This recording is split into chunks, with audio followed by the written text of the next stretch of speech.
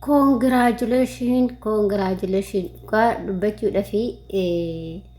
abinat kabbadaa kana makiinaa muti odoo awurooppileeni yookiin xiyyaara jechuudha. Osoo shallamanii nama bakka hin beeku nama bakka nama gaabbisiise jedhee hin yaadu jechuudha. Dhugaa dubbachuudhaaf baga gammadde baga waaqayyo si gargaare. Ashama akkam jirtu hordoftoota kabajamtoota koo nagaa keessanii ani nagaa kootti galata waaqayyo siillee baga nagaa taatan baga jiraattan egaa ka hordoftoota kiyya warri har'a mucaa kana hin gammanne hin jira jedhee hin yaadu yoo nama sammuun isaa yaadne malee namumti mucaa kana hin gammade jedhee hojii isaatiitu isa gammachiisa sinii gammachiisa jechuudha waan biraa miti akkasuma namummaa fi hojii isaati ilmi namaa kamiyyuu hin jaallatama garuu namni kan nama jibbuuf hojiidhaaf nama jibba malee namummaadhaaf nama jibbu garuu hojii mucaa kanaa immoo taarikuma nama jaalachiisa jechuudha. Ilmaan rakkate nama rakkate bira dhaabatee duubaa daa'ima xiqqaadha jaarsa jaartidha amantaadhaan kutaadhaan gandaan osoo waliin qoodin sabaan lammiidhaan atti gosaan maal jedhaan osoo waliin qoodin hunda isaa waan arge hirriiba isaa dhabee akkasitti gargaara jechuudha. Dhugaa dubbachuu fi kuni si'iifummaa lubbuu makiinaa miti kuni xiyyaara shallamuu isa barbaachisa dhugaa dubbachuuf dhugaa rabbiis ni jaalana akka kooti xiyyaara shallamanii hedduu takka hin dasneedha jechuudha makiinaa miti dhugaa rabbi veellaa fa'a oduu shallamanii mana veellaa ijaaranii meeshaa maa shallamne amma mucaa kana dhugaa sin hin jedha oduu mootummaa ta'ee ni shallama mana veellaa fa'a. Maaloo shallama maal rakkoo qaba makiinaa bichaadha makiinaa matiis kan isa barbaachisu veellaa isa barbaachisa mana veellaa waa hunda ulaagaalee isaa guuttate isa barbaachisa jechuudha dhugaa dubbachuuf maaliif hojii isaati kaa hojiin isaa hojii nama boonsu bari haadha hiyyeessaa waan uffattee waan nyaattu dhabdibee karaarraa kaasee dhiqee uffatatti baasa dhugaa rabbi waaqayyo umrii keessii faadheeressu dhugaa rabbi ani nama garuu namni nama hin jibba namni ilma nama jibba garuu mucaa kana namni jibbu yoo seexannoon jaallatamu mucaa kana dhugaa dubbachuuf jechuudha dhugaa rabbi nama baqa nama nahu jechuudha dhumaa galatti dhugaa baqa ana kogooti makiinaan tuniin xiqqaattee sin jedha bar ani xiqqaattee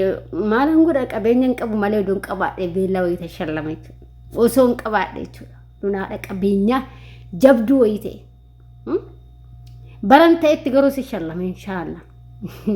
waaqayyo nama sanaa goosisu waan tokko nama shallama ka nama qabaadhee beellaa qabaadhee nama shallama akka akkana hawwitaatti nafu waaqayyo immoo nama naa dabarsata amaltu beeka kaddaaminati kana gachaa na baasee yookiin haadha beellaa haadha fooqii haadha baqa maal gochuu danda'a maaltu beeka waa waaqayyoon beekanii ijoollee waa waaqayyoo kanaan beekanii barri dhugaas ni jedha waa waaqayyoo kanaan beekanii dhiisa waa waaqayyoon beekanii waaqoodhaan jedhaa itti jaartin jedhan akkasanii mee waa waaqayyoo kanaan beekanii itti badhiisuu wayyaa kanaaf kaayoo waaqayyoon doorsi kaanillee makiinaa wajjin immoo beellan shallama sinin jedhan ishee maaliif dhugaa dubbachuuf nama gaariidha kaa nama dhagaarii nama baqa nama cinaa ejjetu nama baqa namaaf yaadu ijoolleen agartanii mee namni miidiyaa isaaf jala hin qabne hin jirtan gara feesbuukii ta'ee yuutuubii ta'ee tiktookii ta'ee wantoota adda addaatti namni of jalaa hin qabne hin jiru viidiyoo isaa jechuudha namni argina hin jiru viidiyoo isaa jechuudha namumti afaan amaariffaa yoo wallaaltanillee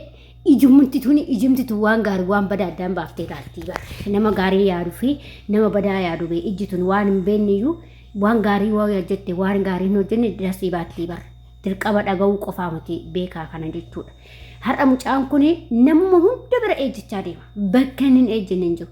bakka waa adagaa wayii gala jedhan bakka waa rakkate jedhan bakka eebeluu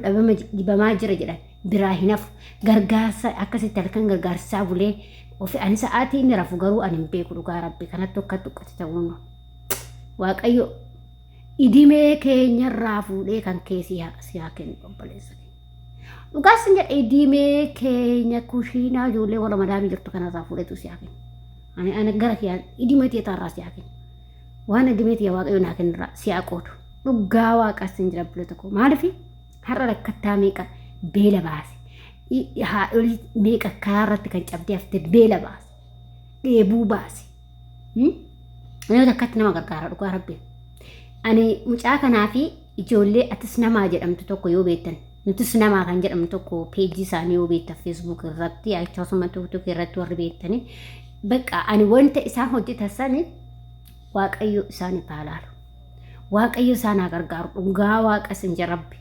bakka ani beeku ani baay'ee tokkoon jaaladha ijoollee sanillee baay'een jaaladha akkuma binnaatti gartiin jaaladha maaliif baay'ee gargaaru isaanillee baay'ee namoota deemanii gargaaru isaallee amantaadhaan kutaadha osoo hin qoodin deemanii gargaaraa jiru jechuudha. Bakka nama jechuun nama gargaaru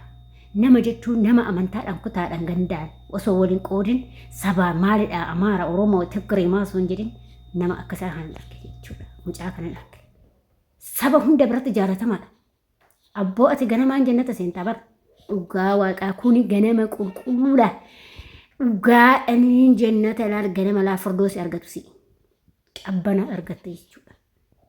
Caffee jannataa kan galu si ganamaa. Dhugaa sin jedha maaltu si galchisiisa hojii keetu si galchisiisa.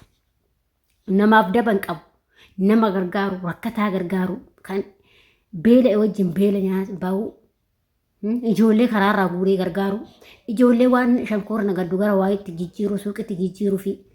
dhugaa rabbiin maalii kan isaatii qabeenyi jechuudha yookiin immoo isatu gargaara eeyyan kama akka inni maallaqa baasee kenneeti erga nama sana ofitti qabee guursisee miti ijaanuu agarraa namni sunuu yaadee miti osoo arguu baate eenyutu gargaara har'a warra rakkataa tasan agarraanu namni gargaaraa jira miti gaafa nama tokko gaafa rakkate agarsiistee nama tokko irra qixxee waan ofii keetiyyuu gargaarteeti ati har'an viidiyoo isa waraabdee namatti agarsiistee miidiyaatti agarsiisnee namni gargaaraa miti beela baastee miti silaa eenyutu isa argeeyyuu gargaara kanaaf mucaan kun eebbifamaadha waaqayyo siyaa eebbisu abboo kana caalaa darajaan ta'e olaa guddattu